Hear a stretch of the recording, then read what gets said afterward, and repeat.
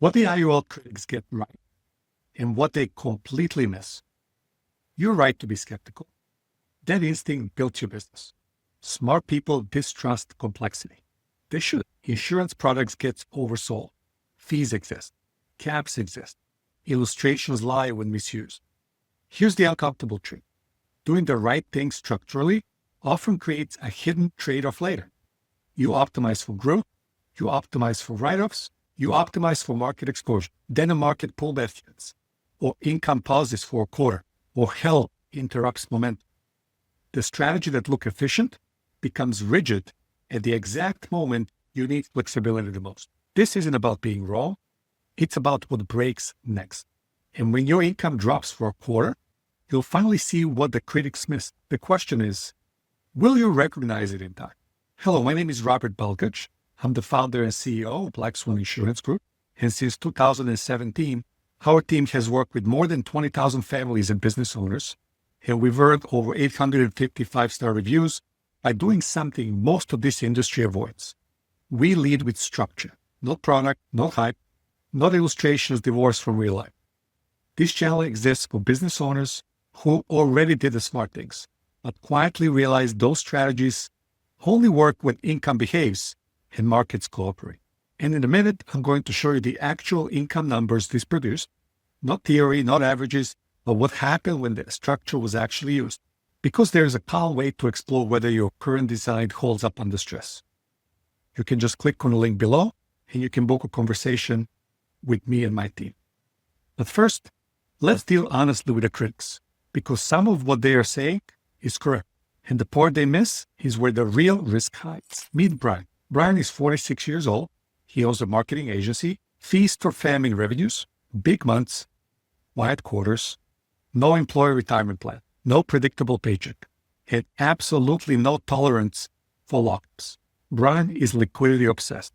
His wealth lives in the agency, retained earnings, and a taxable brokerage account he keeps intentionally accessible because revenue doesn't warn you before it changes. Brian did what critics applaud. He avoided insurance strategies. He avoided surrender schedules. He avoided anything that limited access to his own capital. This wasn't ignorance. This was survival instinct. Brian built his agency in an environment where algorithms changed overnight and clients paused spend without apology. Control wasn't optional. It was identity. His money story explains everything. Early in his career, Brian survived a brutal dry spell. Receivables lacked. Payroll didn't. The only reason the business survived was the cash he could reach immediately. From that moment on, liquidity wasn't a feature. It was the standard.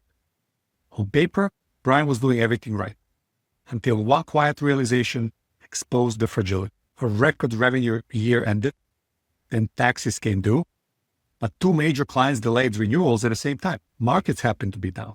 His brokerage account was fine long-term, but selling would lock in losses and compress taxes into a year where cash flow was already stressed. Nothing broke, but Brian saw the fault line forming. His strategy worked until timing turned against it. And that's exactly where most IUL criticism stops. Point number one, what the critics get right about IUL cost. Let's validate the critics first. They're right. Index universal life policies have costs. They have caps, they have participation limits. Poorly designed policies are sold as investments when they're not. That criticism is legitimate. Life insurance is a tax-defined structure, not a market asset. When it's sold like an index fund with an insurance wrapper, expectations get violated and outcomes will disappoint. Brian rejected those pitches instinctively. But here's where the criticism stops too early. Every financial structure has friction. The question is where that friction shows up under stress. Brokerage accounts are cheap until volatility forces sell. Real estate is tax efficient until liquidity is needed on demand. Businesses are high return until revenue pauses. The critics isolate policy costs in a vacuum, and Brian experienced cost during pressure. And when income slows again, and it will, the cheapest structure on paper can become the most expensive one to access. That's the first miss, because Brian wasn't worried about expense ratios. He was worried about timing failure. Point number two, loans, not withdrawals. and why timing beats averages. Brian didn't care about beating the market. He cared about not being forced to sell at the wrong moment. That's why the loan conversation landed different. Policy loans aren't free. Loan balances accrue interest. Poor management can collapse a policy. Critics are right about all of that. But what they don't extend the analysis to is the sequence risk. If Brian needed capital during the down quarter, selling investments would permanently alter recovery and create taxable events in a year when cash flow was already strained. Policy loan didn't eliminate risk. It relocated risk away from market timing and toward intentional management. Brian wasn't buying returns. He was buying the ability to survive a bad quarter without making permanent decisions under temporary stress. That's the second miss. Critics debate performance. Business owners live in sequences. And feast or famine income doesn't wait for averages. This is usually when someone pauses the video, opens the comment section, and types, "This is where it collapses." And that reaction makes sense. And it's exactly why this next part matters. Point number 3, the MEC line in the discipline trap. Sophisticated critics warn about modified endowment contracts, MEC. They should. Cross that line and the tax treatment changes. Loans can become taxable, penalties can apply. This is the real risk. Brian respected that immediately. He didn't want flexibility without structure. He wanted structured flexibility. A properly designed non-MEC policy requires spacing, governance, intentional funding. That didn't scare Brian. He felt familiar. He already lived with rules, client contracts, payroll cycles, credit terms. Discipline wasn't theoretical.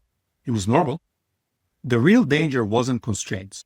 The danger was discovering too late that these flexible assets only worked when everything else went right. Because if income paused or health intervened, the wrong structure could expose it at the worst possible moment. Brian trusted math under use. For the first 10 years, Brian funded a policy at $50,000 per year, no income, no loans, no theatrics.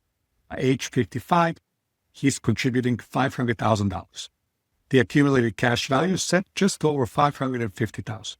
Nothing impressive, nothing exciting, but it was liquid, contractual, and independent of markets.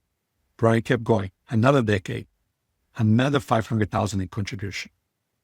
By age 65, the total contribution premiums reached $1 million. Still no income, still no loans. Some critics would call that dead money. Brian called it stored momentum because by age 66, the structure crossed the threshold most people don't notice until it's too late. The cash value exceeded $1.6 million. Not hypothetical, not market dependent, contractual value. That's when Brian turned the structure on. At age 66, the policy began distributing $153,000 per year, structured as policy loans. No taxable income, no forced asset sales, no permission required. By age 70, Brian had access over $750,000. And by age 75, his cumulative loans exceeded $2.1 million. And critics stop here. They point at loan balances and call it reckless. They are not wrong to be cautious, but they miss what mattered. Even with loans compounding, this policy still held almost $3.3 million in accumulated cash value. The structure didn't break under use. It was designed for use. By age 80, Brian had received over $2.2 million in income. By age 85, if he makes it unlock, income will exceed over $3 million. The policy still functioned. The surrender cash value was still $666,000. And if he gets abducted by aliens, the death benefit is still just under $1 million. Not perfect, not guaranteed, functional. And the biggest relief wasn't just the money. It was knowing he didn't have to explain to his family why a smart strategy was the bad decision at the worst possible time. That's what critics rarely model. They evaluate illustrations as static.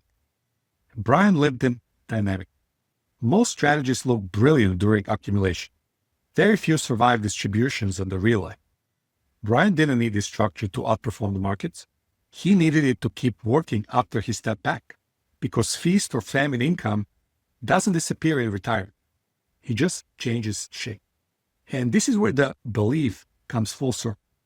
tax efficiency without liquidity control is a temporary illusion. If your income slows, if your health interrupts, if markets pull back when you need access, the question isn't whether your strategy looks efficient, it's whether it still works when timing turns against you. So if you want to pressure test your own strategy calmly, without any sales pressure, without product defense, you can click on the link below and you can book a conversation with our team at Black Swan. Not to be sold anything, just to see on paper whether your current strategy actually holds up when life stops cooperating. And remember, it's not what you earn, it's what you keep. Enjoy your